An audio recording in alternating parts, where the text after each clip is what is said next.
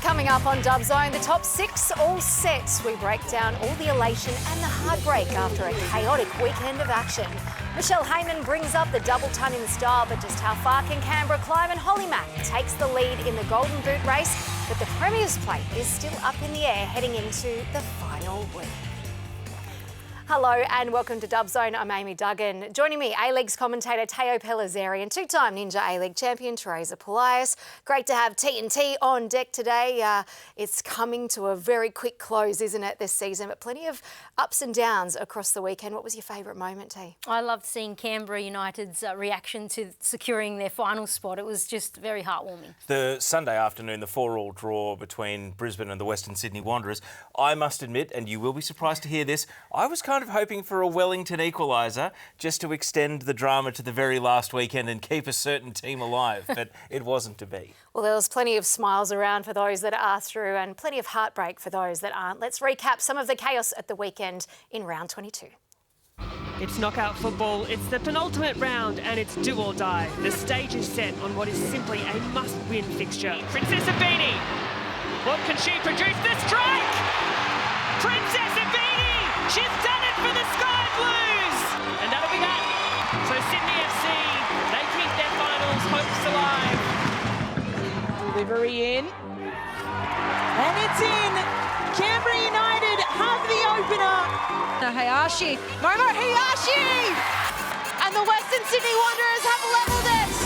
It is 3-3. Can the Roar to keep their season alive? They had a 2-goal buffer for so long off this game. And then Gielnik gets a hat-trick! Has word reached Canberra of the score in Brisbane? Harding! Sophie Harding levels it for the Wanderers! Well, somehow it's become 4-4. Canberra United have done it! There is pictures of Canberra United watching the results. Canberra United have secured finals football this season. Yeah, Canberra celebrating like they've won the trophy already, but it's just making it through to the top 6, which means finals football. So shall we start in Canberra with their 1-0 win? Maddie Asen, the difference in this match? Yeah, I've got to tip my hat to Canberra. The last 2 games, massive results, and they got them, so they well and truly deserve that final spot. And tight win, but I think they deserved it. And going into finals, I mean, the pressure's off them now. They're the underdogs, so I think they'll be dark horses. The game itself was pretty unremarkable, so let's talk about what Canberra have done. They kept 9 of the 22 players they put on the pitch last season, but they significantly scored fewer goals, 14 fewer.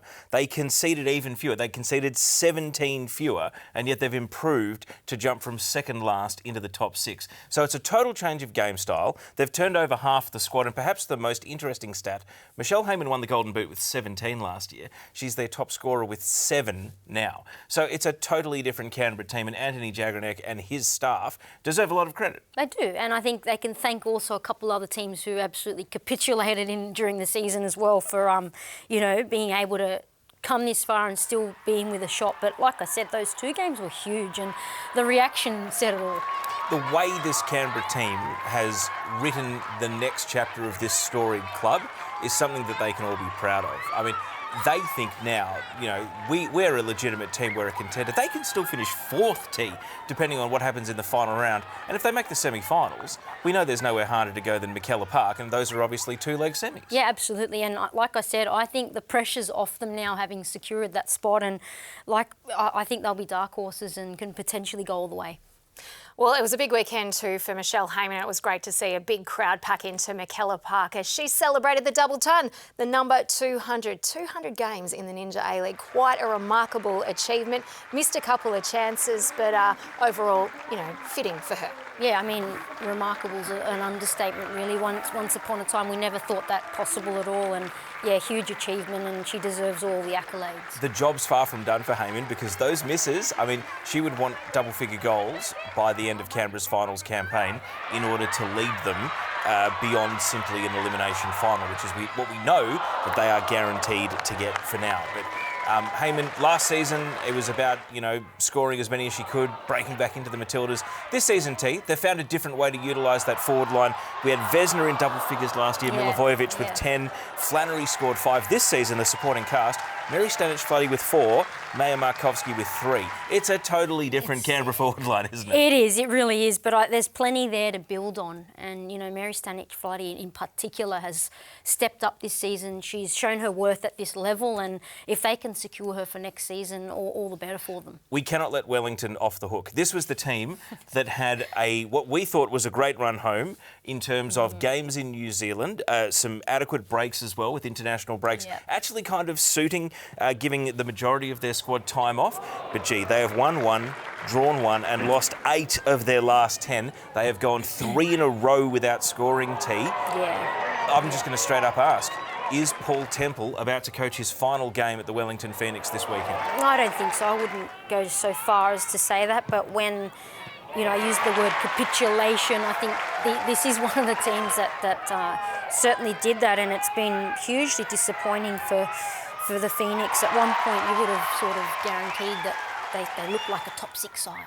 We noticed that they only picked up 4 of a possible 30 points in the last 10 games. But when you cast your mind back to the beginning of the season, did they hit where you think they would? Did they overachieve? Did they underachieve? Well, I thought they started slowly, and then they hit that Unite round, and that's where I thought they turned things around for the better. And now, they had quite a good run where I would have thought, this team looks like a top 6 side, and it's just capitulated. I'm sorry, but if they hadn't banked 4 wins from 4 against the Western Sydney Wanderers and kind of adequately spaced out over the last 2 seasons, we might think a lot less of this team. I went and crunched the numbers. This season, 0.96 points per game, 1.1 goals per game. That is barely a ripple greater than the average over their 4 seasons in the competition. So even having... So you're saying it's their worst season? No, not their worst season. It is barely a ripple better than average. Yeah. And that includes the Wollongong barely a ripple, but...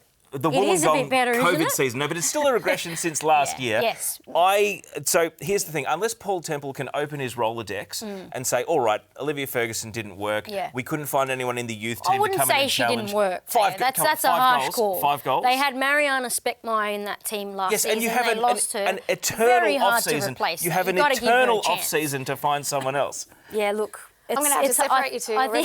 I think it's a lot harder than that, and credit to Olivia Ferguson. She's, I think, shown a lot of worth out there, and I think they should be looking to add a bit of experience to complement her. This is the last thing I'll say. Fan bases create expectation. Wellington are well supported. They are vocal. They turn up in numbers, and they are loud on social media. They want change. They want better, and frankly, I think they deserve better. And if that comes in the form of backing Temple and recruiting players for him, great. But I think it's going to be a totally new direction for the organisation. Agreed, and I think, let's give him the chance this off-season to make it right and, use what he's got and add a bit more and give him a chance next season. Well, at the end of the day, it doesn't really matter right now because at the end of round 22, it was Canberra. They got the win 1-0. Let's hear from Canberra United's Michelle Heyman, followed by Wellington's Annalie Longo. It's everything. This is something that we were working towards from day 1 of pre-season. We started out of the blocks a little slow, but we've managed to, continue the winning streak right at the end where we really needed to push for final spots. So it doesn't matter if you come 1st or 6th, we're in the finals. We're just trying to continue winning and build confidence. A lot of us have come from all different clubs all over Australia, but we ended up grouping together and, focusing on the one thing that we wanted to achieve, and that was finals. And then each day we keep coming into training, working on, our little improvements that we want to do for each week in, week out. And to this group, I think they're one of the hardest working groups that I've ever worked with. So I feel very honoured to be a part of this team and to see how much they've grown from, week 1 of pre-season to today. Because now everyone within this team, there's players that didn't start in their last clubs, but they're starting for us and they're really, proving a point and showing everyone who they are. So it's awesome to see. you know, we need to create players that are creative and skillful, and when it counts, you know, those pressure moments to step up and take it. And unfortunately, we haven't done that enough this season. So, yeah, we'll go away, and I think the whole entire squad is, you know, gutted and a lot of emotion for me and for the rest of the squad. But I just want to say a massive thank you to the staff and the club and everyone involved for what's been an incredible season.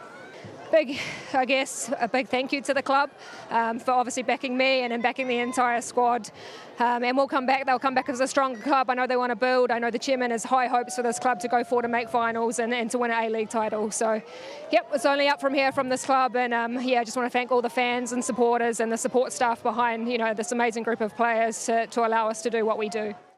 That's Wellington captain Annalie Longo in what almost sounds like a retirement speech, doesn't it? Wishing the club the best of luck in the future, and there's lots of things to come, but thanking people, and you can clearly hear the emotion in her voice as well. Yeah, the emotion, and I think as a captain though, I think it hits you a bit harder when your team hasn't, you know, reached the expectations that you have, and I hope it's not a retirement speech. I hope it's not the last time we do see Annalie Longo. We have precedent to say it's not over. Longo was even more emotional after New Zealand finished up at the Olympics. So well, there you go. This is just a born winner. This is just someone who hates losing 8 of the last 10. Yeah. And we've said this before, Longo has tried to put this team on her back, but not enough of her teammates have gone with her. And if only that competitive spirit could actually be embraced and fostered by the group before it's too late for Annalie herself. Yeah, and she's a woman of action, and I think she'll just need to digest the season, sleep on it, and I think we'll see her again. I hope so. Well, Wellington out of finals contention, as are our next two sides who faced each other on the weekend. 8 goals between them, a 4-4 draw between the Western Sydney Wanderers and Brisbane Roar at Perry Park. And I'll tell you what, you didn't want for anything in this game. It had everything, and it was certainly entertaining.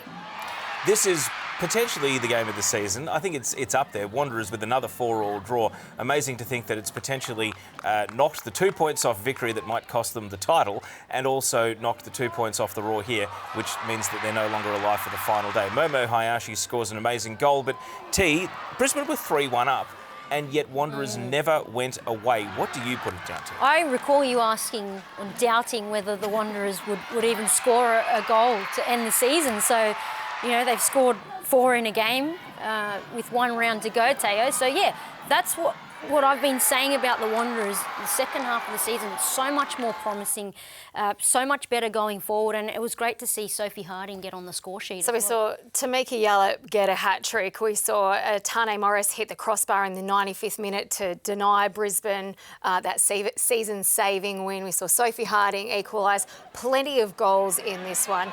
But Brisbane have just picked up 5 competition points since round 10, where they played Melbourne City in that top-of-the-table kind of clash. What do we put down? What do you put this lack of action at the end of the season down to? Yeah, just this last chance here, that would have been 5-4 in the 95th minute. Yeah. And you feel for Tane Morris, who still hasn't scored an A-League women's goal. She'd be the talk of the league and Brisbane's hero if that goes in. The width of the crossbar denies them, and all of a sudden it's season over.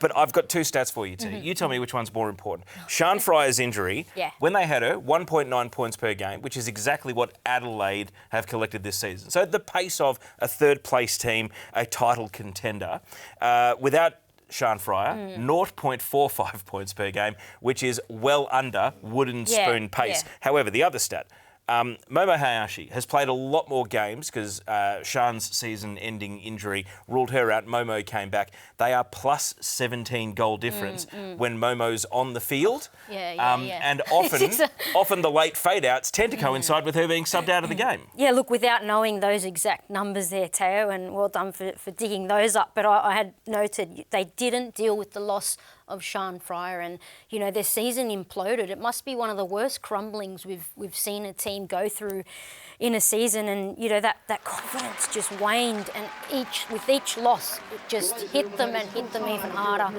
And I know they showed a lot of fight against the Wanderers, but yeah, it was just too little, too late. Did they persist with Plan A a bit too long? Evie Popadinova has ended up playing 1,068 minutes and hasn't scored since the 50th minute of the season. She's gone more than 1,000 minutes without a goal in the A-League Women's. You compare that to Danelle Tan, who's played less than half a game, and Tane Morris, Morris, who's played less than the equivalent of 2 games, albeit getting a couple of cameo appearances. Did they? And we saw them reach into the QAS for train-ons and try a few things different, but did they mix it up enough to try and find a winning formula? They probably learnt that they didn't. And I think, you know, when you've got a foreign player, you want, you're a bit stubborn, you've invested a lot in them and you want them to come through in a positive way, and it just didn't work. And I think that's something that Alex Smith's learnt this season. Well, there was a moment of madness in the first half which saw both sides reduced to 10 players. I'm talking this altercation or fracas between Lainey Fryer and Sham Khamis. A lot of people saying Sham was hard done by here, but I'm keen to get your thoughts. I think Sham has been a little hard done by on both their red cards this season. But Lainey's a senior Matilda, and I didn't see a player carrying themselves like a senior Matilda in this moment. It's the end of the first half. The referee's not going to blow for half-time. This is overtaking a corner. Now, goalkeeper's time waste, we know that. We saw a far better spirited situation of that earlier in the season when Claudia Jenkins and Evie Papadinova had a run in that very same net. I think Molly Godsell hasn't had a choice. You see someone look like they elbow someone in the face, you see someone push someone in the face, you got to go. But why did these two players lose their minds over such a trivial incident? It looked a little embarrassing for, you know, we're right on half-time. Brisbane were up, so I'm not sure why Lainey Fryer's gone in so aggressively. I do think Sham was hard done by. She was holding the ball. I felt she was putting her arm up to protect the ball, which she had every right to. She had the ball, you know, tightly in her grasp. Lainey Fryer's come to try and grab it, which she shouldn't have. So I do think, you know, Sham Khamis was hard done by getting a red as well. Let's hear what Tamika Yallop had to say post-match. Devastated that we're not going through, but at the moment I'm going to be around the team and make sure we get through this next little while, because we've still got one more game and we obviously want to give a good performance in that game. I think we can look back at the whole season and build confidence. I think for us it's always come down to sort of the last 10 minutes of a game, and it's more game management and how we can see a game out. So we know we do have the quality to put forward a good performance, and we've just got to get a bit better at the game management. Yeah, and they'll have a whole off-season to work on that now, as will the Western Sydney Wanderers, who pick up the wooden spoon by 4 points. Good to see Sophie Harding on the score sheet, but it's been a season where how do you go from Julie Dolan medalist to just a couple of goals? Yeah, look, she's been a shadow of herself, and Wanderers have missed the best version of her, and hopefully they can get her to stay and help her get back to the best player she can be, because they need a player like her out there. I'm going the other way. I think the best version of Sophie Harding comes from the Wanderers saying, we couldn't provide you that opportunity 2 seasons in a row. Let's get mutual and maybe go in a different direction. Yeah, go and find herself elsewhere. Interesting thoughts, Terry. Let's hear what she had to say post-match. It's been a very up and down season for me, injuries and a bunch of other stuff, but I think I needed a little bit of confidence today, that's for sure, and I definitely got it. I tried to get the little things right and happened to get a goal, so yeah, I'm very happy with that. You're welcome, Canberra. Yeah, excited. I think we just want to finish strong as possible. It's been a rough season at times for us, and sometimes I don't think we fully got what we deserved from our performances. So I think the instruction from us will just be go in, play happy, play confident, and try and get a good result. Yeah, good results is what they're seeking, that is for sure. Interesting way to look at this season, I thought, from Sophie there. But one of the shining lights for the Wanderers this season has been Sienna Silvestre. Yes. Yeah. Why was she on the bench, though? I mean, I don't know. You're 3-1 down, so plan A clearly didn't work. They throw on Harding and Silvestre, and they get them back into the game. Did Wanderers show us their hand that maybe these players aren't in their plans for next season? Well, yeah, it's a good point you have there, because there's no reason, you know, either player shouldn't have been out there, particularly Silvestre, who's delivered all season for the Wanderers. So potential hint there that they're out the door. I'm very interested in what their final 11 of the season against Canberra. Admittedly, they can't move off the bottom. Canberra have every incentive to go out and jump into 4th place if they win and get favourable results. So let's see what the Wanderers lineup is before they say goodbye. Fair enough then. All right, time to find out what's cooking on socials with Narlene Masto. Thanks to Ninja.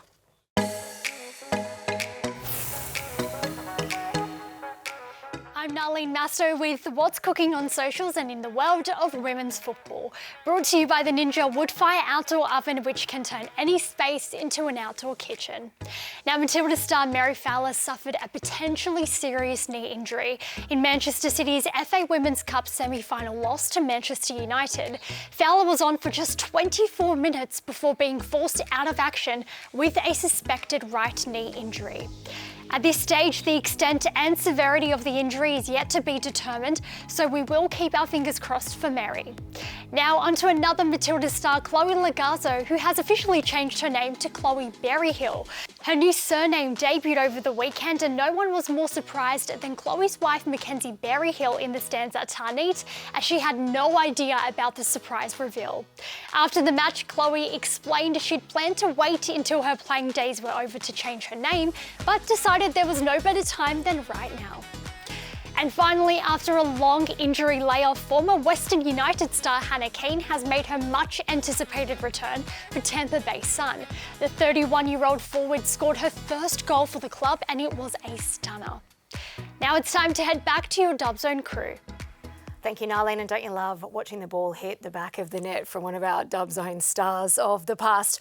All right, Teresa, we're going to talk about Sydney FC getting that 1-0 win over Perth. The wins just kept racking up at the end of the season, but walk us through the highlight. Yeah, they did, and I thought Sydney had the majority of the momentum in the match. Some really good chances in both halves.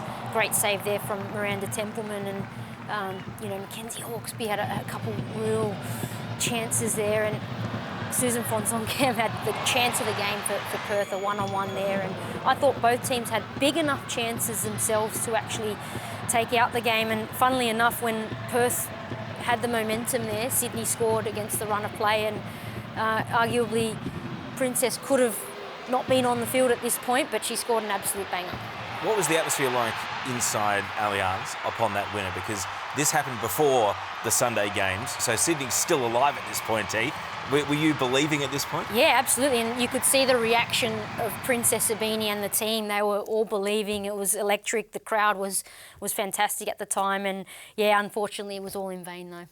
It was quite interesting that Abini was the deal breaker there for Perth, because she may not have been on the field if this had become a red card. What did you make of this moment? Yeah, no, it was a pretty shocking tackle, to be quite honest. I thought she was lucky to still be on the field.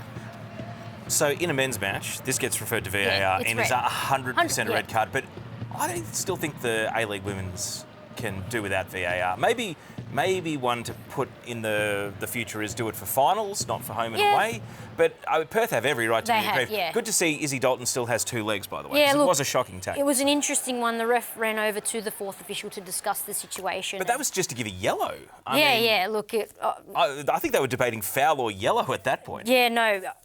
Obviously, she ended up getting the yellow card, but like you said, if that was reviewed with footage, she's not on the field any longer. Those ones hurt at the time, Absolutely, but let me tell you, they hurt a lot more the following day. Or Izzy Dalton. Yeah, they do. All right, well, Sydney's win was in vain because it's Canberra who's gone through to the finals, but I'd love to hear what you think of their overall season and where to from here, T. Yeah, look, obviously it's not good enough. The expectations that Sydney have as a club, it's well below par. But I'm expecting big things from the club as a result of such a poor season, and I'm predicting. What do you think big things are? I think they need to add a bit of experience to the team. What way they go. We've spoken about goalkeepers a lot this season, whether they stick with Jasmine Black and back her or bring in some experience. I think Ante is at a crossroads and he's got to go one of two ways, and I'm thinking a possible exodus of a few players. I suspect, without knowing anything, that's my prediction. Jasmine Black's been announced that she's going to college. I'm not so sure Sydney FC will be able to convince players that want to go to college to do a U-turn. But Jada Wyman's not getting much game time overseas. Neither is Charlotte McLean. Yeah. We'll wait and see what happens when the NWSL kicks off, if that changes. I think it is a big choice for Sydney, because it's a choice between either commit to a permanent full-time coach and rebuild using some amazing youngsters that they've got within that club, or I think they can take a shortcut. They can bring back Heyman, bring back McLean, and all they need is a prolific centre forward. Millie Farrow didn't work out. Shay Connors hasn't scored as many goals as people hoped. If they can bring in one gun centre forward, I think they'll be right back up to contending, and I think that little shortcut might be too much to resist. Yeah, shortcut, and you mentioned that, but I think those players that, Jada Heyman, Charlotte McLean, I think if they're coming back, the only place they'll be going is to Sydney, so we'll stay tuned for that one. As blue through and through is T. It's interesting, Taya, that you bring up a full-time coach, because CEO of Sydney FC, Mark Aubrey, was on Total A-Legs discussing the possibility of a full-time coach for Sydney. Unfortunately missed out on finals this season for the first time in a long time. There's been a lot lots said about the fact that the manager's not a full-time appointment. Is there any kind of strategy from the club to make that a full-time appointment anytime soon? I really think that we should be bolder in building a strategy whereby the Australian League is one of the top leagues in the world. I think we've proven that we can produce world-class women's talent here. And I think that how we lean into that as a code to ensure that, probably behind the WSL and the NWSL, how do we become the best women's league in Asia that doesn't just attract high-quality talent here, but actually attracts some of the Matildas back home to play on the shores here. And I think that is a massive opportunity for us. And it does start with the professionalisation of the game that I hope as a code we are taking steps towards. All positive thoughts there from Mark Aubrey. My interpretation is, Ante Juric, congratulations, you'll be back next season. T, what was your interpretation? Yeah, I think the only way Ante's leaving is on his own accord at this point. I think, he's still done plenty over the recent years to still be back in his position. What do you say to the Sydney FC fans who say no more job share? We want a full-time coach at the head of this program. What do you say to not so much to the club, to the fans? Because there's plenty of agitation amongst the fans for Sydney FC. Previously, for 17 years of this competition, a standard bearer, to continue to be the standard bearer. And you could argue that now that maybe, the league and Melbourne City have moved the bar up again, Sydney have not followed. I think, be patient. It's going to happen. I just think there's a couple steps that have to happen in between, and I think there's a lot more to it than just saying, let's bring in someone full-time. And don't forget, Ante's there. That's, he's got his life and the way he runs things. And I think, like I said, he's still there on his own accord. If he's going to leave, it's going to be because he wants to move on at this point.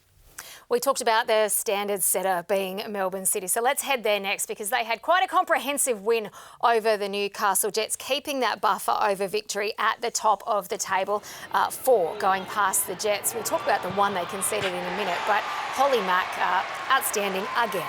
T, we didn't know Yallop was going to score a hat-trick on the Sunday. Holly McNamara, the best chance she actually had in this game, she missed. She should have left with a hat-trick as well, but nothing is automatic in this game. No. So what do you make of the Golden Boot race? The game, Newcastle had 2 reds. City were always going to find a way to score more goals. But what about the Golden Boot race? Yeah, it certainly makes it interesting for this weekend, but I'm still backing Holly Mack to take it out.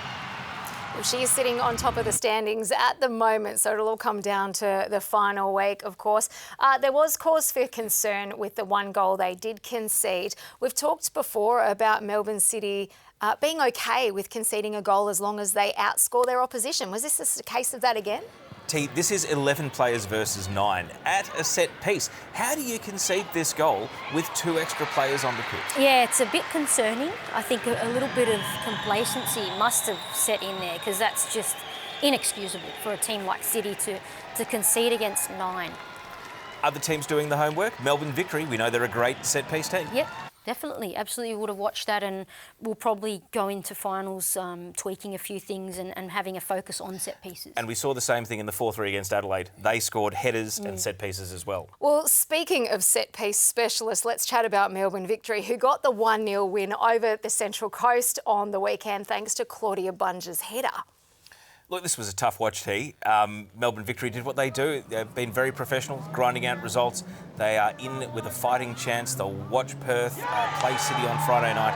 and they will hope that they have a chance on the Saturday. But the bad news is City would have to lose. Even if Melbourne City draw, Victory would have to win by 11 at a minimum, potentially by 12. So they need Perth to win. The title race is alive, but only if City lose. A draw probably does it. Yeah, I mean, look, another, unconvincing win, as you'd say, for Victory, but they've done it all season, and you got to give them credit for keeping up with City this far. I think it's incredible what they've done, and perhaps come finals, things will. Anything can happen in finals. It's tense, you just don't know. It's unpredictable. So they'll fancy themselves. And something that they have been able to do all season is find the grit and find the grind and pull out the win when it's really needed, regardless of what's happening on the pitch. Because the Central Coast were quite wasteful in front of goals themselves. They were, and look, come finals, that's what you need. You need that grit.